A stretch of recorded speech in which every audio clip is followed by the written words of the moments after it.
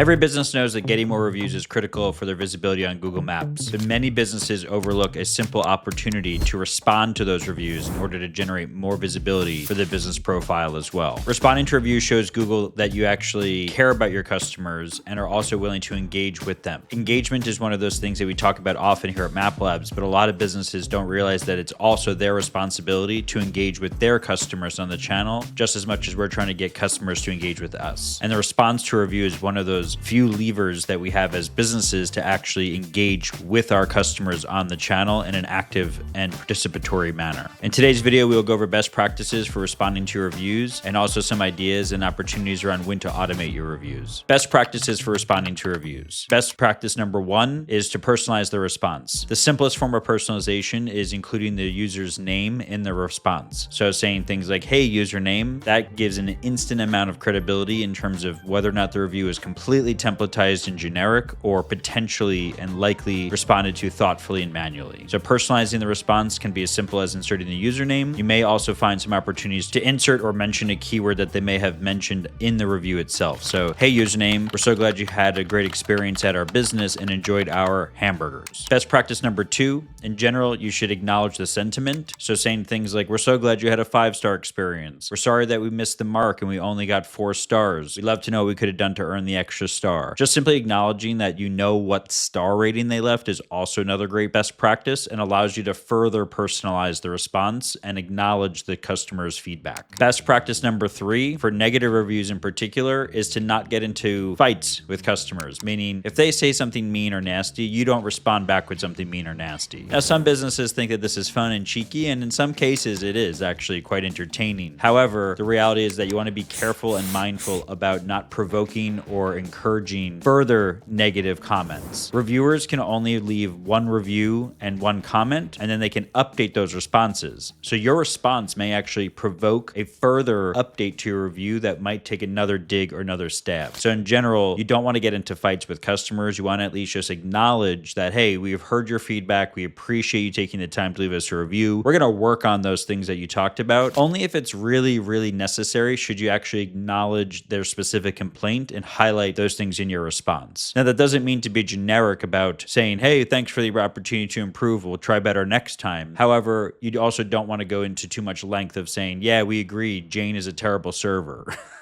Oh yeah, like our prices are way too high. We totally agree, right? You want to just be careful and mindful about not overly analyzing and overly responding to the specific nature of the response itself. Really, best practice here is just to respond to the review thoughtfully, genuinely, and making sure that the user knows that they've been heard and that their feedback has been acknowledged. Best practice number 4, and this is a really big one, is don't only respond to negative reviews. If you go and you click on reviews in your business profile, what you'll find is that Google's default sorting for reviews is actually what they deem most relevant. Relevancy in reviews is a matrix of recency, the reviewer quality. So if a reviewer has never left reviews before, their review might not show up as highly, even if it was the most recent one. There's a program on Google called Google Local Guides. So a reviewer who has reviewed hundreds or dozens of businesses, their review may actually float to the very top because their review is considered more trustworthy versus a reviewer profile that maybe has only left 1 or 2 or a handful of reviews. And so what happens when you respond to reviews is you're kind of giving Google that extra benefit of relevancy. So relevancy is a mixture of the reviewer, the review itself, how recent it was left, the quality of the review, and then one of those tiebreakers in terms of what review shows up at the very top of your review feed is actually the response from the owner. Something we see often happening to businesses who only respond to their negative reviews is that the negative reviews will show up higher than they would if they actually just responded to all reviews. So it's a big no-no in our book to only respond to negative comments. And it makes sense why some businesses will do this because they've limited bandwidth. They don't have necessarily the bandwidth to actually go out and, respond to every review. So if you're a business who gets a high volume of reviews, it may not be actually operationally feasible to respond to all of them. So naturally, we try to cherry pick the ones that we think will have the most damage. But what we don't realize sometimes when we do this is that you're giving more visibility to those negative reviews. And even if you have a perfect and awesome response to them, we really ultimately want to make sure that all of our reviews are responded to and have the highest ability to show up at the top of the review feed. So don't respond to only negative reviews. Make sure you respond to all reviews. And then potentially in some cases, you actually want to maybe not respond to your negative reviews and only respond to your positive ones so that you avoid promoting the bad reviews to the top of your review feed. But in general, we at Map Labs here, we always recommend response to all. We don't recommend not responding to any reviews. Even those without comments are a great, easy way to just kind of give your business a higher overall response ratio and response time. Another best practice is to just be mindful of response time and response ratio. Many businesses have hundreds or thousands of reviews that have been left a year ago, 3 years ago, 5 years ago. In our database, we see reviews on Google dating back to about as early as 2010, and that actually predates the current Google Business Profile, formerly known as Google My Business platform. And so some reviews might even go back as much as a decade. A lot of customers will ask us, should I respond to those reviews? And our answer is generally yes. There's always exceptions to every rule, of course, but we advise that because we know that based on Google's patents and other signals that we track, that the response ratio isn't actually a big factor. So even if a review has been left years ago and you haven't responded, it's still a good idea to do so. This is particularly very low risk for high quality reviews, so 4 and 5 star reviews. Even if somebody left one 5 years ago, the reality is that they're not going to get upset because you responded to them 4 years later. And that's a generalization, of course. Maybe some customers will be upset, but in general, what we find is that customers really just want to be heard. And so even if it took you years to get back to your customers, it's still a best practice to actually respond to all of your reviews, whether they're from yesterday, a week ago, a month ago, or 5 or 10 years ago. Response time going forward is something that you should focus on. So obviously for reviews that have been left a long time ago, you can't really respond quickly anymore. You know, that window has passed. And so going forward, what you should look at is response ratio and response time. Now, you don't want to respond to reviews instantly, right? Especially if you're using automation in particular, because we don't want customers to think that it's being responded to by a bot or by an algorithm. So responding to reviews can be done within the first 24 hours as a general best practice. If you can respond within the first few hours, that's even better. But in general, what we're advising businesses to do is to respond to all reviews, all time, and then accelerate the response time going forward, trying to respond to reviews in 24 hours or less. So in summary, when it comes to response time and ratio, you want to try to shorten that cycle time between the review being left and you responding. And then you also want to try to make sure that your ratio is as high as possible. Businesses that have a high response ratio do generally outperform businesses who have a lower response ratio. And so these are some of the missing links when people think about the reputation on Google, is they focus on getting high quality reviews and then they completely ignore or completely miss the end piece, which is the response to the review. So in summary, best practices for responding are to personalize the response, to acknowledge the sentiment of the review itself, to not only respond to negative reviews, and to not get into fights with your customers in the response to negative reviews. And finally, last but not least, increase the response ratio and the response time to be within 24 hours and to respond to as many of your reviews, ideally all of them, literally every single one, as best as you possibly can. When you're responding to reviews, there's two choices. You can either go manual, meaning you just actually open up every review, you read it, you respond, or you can automate. When to automate your reviews is a question I get asked very often. And generally, this is going to be a matrix of how many reviews are you getting, right? If you have only 5 or 6 reviews a month, automation is probably overkill in the sense that it's not going to take you that long to respond to those reviews manually. So automation probably isn't a good fit for you. So if you're like a lawyer or a dentist, you're just a business who just does not get a high volume of new customers leaving you reviews, then automation probably isn't as much of a time saver and is probably not worth your time and energy. It doesn't mean that you can't use automation. It's still a good idea, but usually the time savings isn't significant enough to consider it. So businesses who want to automate their reviews are generally those who are getting hundreds or thousands of reviews in aggregate a month across multiple profiles. So if you're the kind of business who just does not have the internal bandwidth to actually respond to reviews manually in a timely and efficient manner, then automation is a clear win and a clear opportunity. When it comes to automation, the safest and least risky reviews to respond to are 4 and 5 star reviews. That's because they're happy customers, right? So if somebody leaves you a 5-star review for your business, there's not a a whole lot that you need to actually really think about. It doesn't mean that you shouldn't read these reviews for the record. That's one big thing I hear from businesses about wanting to not automate is, well, I still want to read my reviews. Well, just because you automate the response doesn't mean you can't read your reviews. You can still analyze them. You can still understand why customers love you. But at large, if you read enough of your 5-star reviews, what you're going to find is that they love you.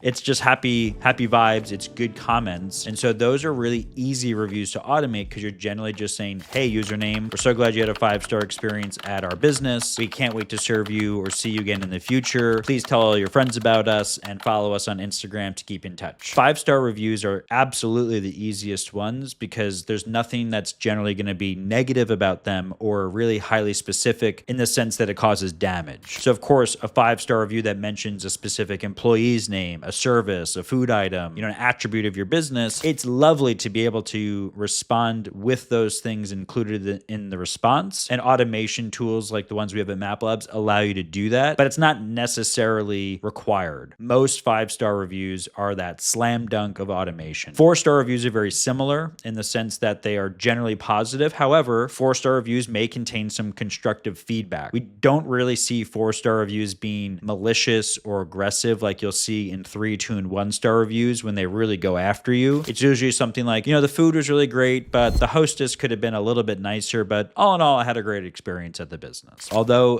in an ideal world, you'd be able to say explicitly, we're so glad that you enjoyed our food, and we're so sorry that our hostess was rude to you. Going back to our best practices, we don't necessarily want to acknowledge that, right? So from an automation standpoint, we don't always know if a 4-star review is going to carry a feedback that is constructive or no real meaningful feedback. We actually see that a lot of 4-star reviews themselves will just say good things. They'll be like, I had a good time. Why didn't I get 5 stars then, right? Is what a business would ask themselves. And I won't go on my soapbox here about how 1 to 5-star ratings is kind of a broken system, but overall 4-star reviews are not inherently negative. They're generally positive. Some 4-star reviews will have feedback that is constructive, so not negatives necessarily, but also not extremely and overwhelmingly positive. Automation there is also low risk in that sense because you can still say things like, hey, username, we're so glad you had a good experience at business name. We appreciate the feedback on how we can improve. That would be one way you can approach it. Or you can just say, we really appreciate your feedback. We hope to earn the last star on your next visit, right? So the sentiment that you can carry with 4-star reviews with comments is thank you for the positive review. Thank you for your feedback. We hope to earn the last star on your next visit. If you mention those things, even if you miss the specifics of their feedback in a generic response, you're still overall acknowledging their sentiment of their reviews and overall showing users that you actually understand what their general overall feedback was. The other easy reviews to automate are any review without a comment. So we focus very heavily just now on 4 and 5-star reviews with and without comments, but truthfully, any review without a comment should basically automate it. It doesn't really matter if it's 1, 2, 3, 4, or 5. At the end of the day, if a user didn't leave a comment, all you need to do is process and analyze the star rating. If somebody leaves you a 1-star review, no comment, well, what are you going to say? You're going to say, hey, username, we're sorry you didn't have a great experience. We'd love to know what we could have done better. Please email us. Please call us. Whatever your call to action is, right? When you're considering whether or not automation is a good fit for your business, consider that a human responding to a review without a comment really is no better than an automated algorithm or a robot that would actually respond to the review in a very similar way. The other time to think about automation is when you are already copying and pasting templates. If your business has a predefined list of responses that your team literally copies and pastes from a Word document or similar, and they just copy and paste it, then you should 100% be automating responses no matter what. If your team is not actually genuinely responding to each review uniquely, then you should 100% be automating. That time that you're taking to copy and paste is not really adding that much value, and your time can be better spent analyzing your reviews, understanding your customers, focusing on generating more reviews, and ultimately building better processes and strategies for the channel at large. So anytime a business is using predefined templates and is literally copying and pasting them manually, there's no reason that you should not be automating those responses. The only reviews that we really don't recommend automation for at large, and it doesn't mean that you cannot automate these, but we just generally believe that automation for 3, 2, and 1-star reviews with comments are the most risky ones. The reason is because unlike 4 and 5-star reviews that are very, generally positive and overall happy, the opposite is true for 3, 2, and 1-star reviews with comments. If you read any of those reviews, what you're going to find is they're highly specific usually. They're calling out a specific attribute of your business, an employee, any and everything basically can be up for grabs when it comes to negative reviews. The mashed potato tomatoes were cold, the valet was too expensive, the wait times were long, the servers were mean, the food was expensive. There's literally infinite reasons why people may be upset about your business. And what you'll probably find, and you may already know this, is that the reason that people love you is often the exact same reason they hate you. The food was great. The food was terrible. My server was awesome. My server was mean. Whatever it is, right? The value is extreme. The prices were too high. You're going to find that everyone's experience is ultimately subjective. That's why it's very rare to find businesses who have a perfect 5-star rating, is because the overall experience will change from person to person based on their own beliefs and their own experiences. And so that's the problem with 3, 2, and 1-star reviews with comments, is simply the fact that the variables of why they don't like you are too broad for automation to be successful. We don't want to overly generalize a response to a negative review that maybe mentions something extremely specific that we could have included if it wasn't templatized. And the other general rule of thumb here is that when it comes to automation, if we were to create a rule, let's say that if they mention hamburger and it's a 2-star review, well, we don't know if they said, the hamburger was great, but the server was a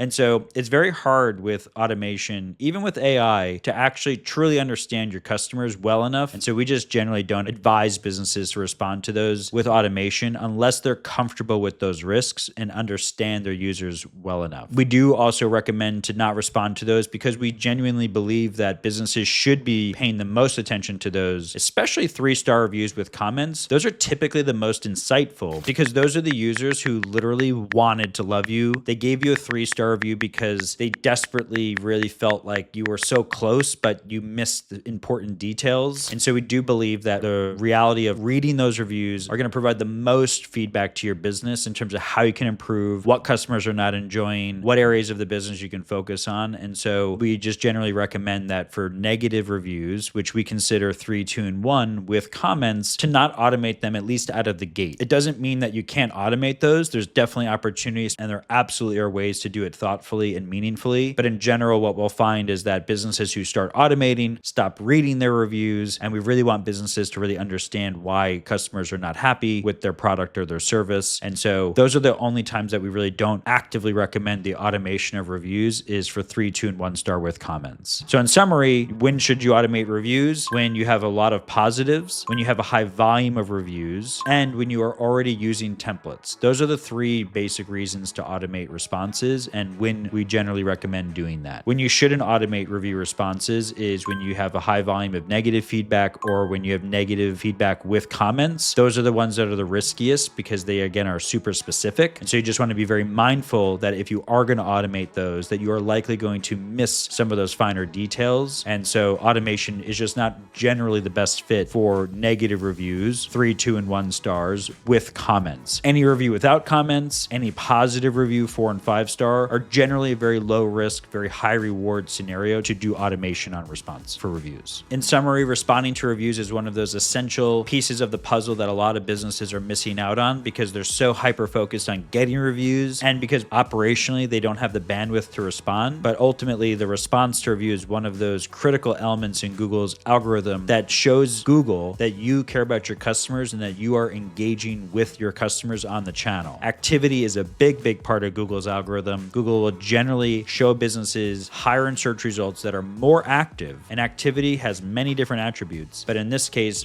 the response to the review is a really easy way to generate positive activity, show your customers that you're listening, and to generally have good hygiene on your business profiles and to make sure your reputation is in tip-top shape. Although reviews get a lot of attention in the local search world, this is just the tip of the iceberg when it comes to Google Maps marketing and how to take advantage of Maps as a marketing channel. If you want to learn more about how your business profile is performing and to find other actionable insights beyond just reviews and review responses, check out maplabs.com, sign up for our 14-day free trial, and contact our team for a complimentary audit of your business profile performance, where we can share with you observations and recommendations that will help your business get to the top and generate more revenue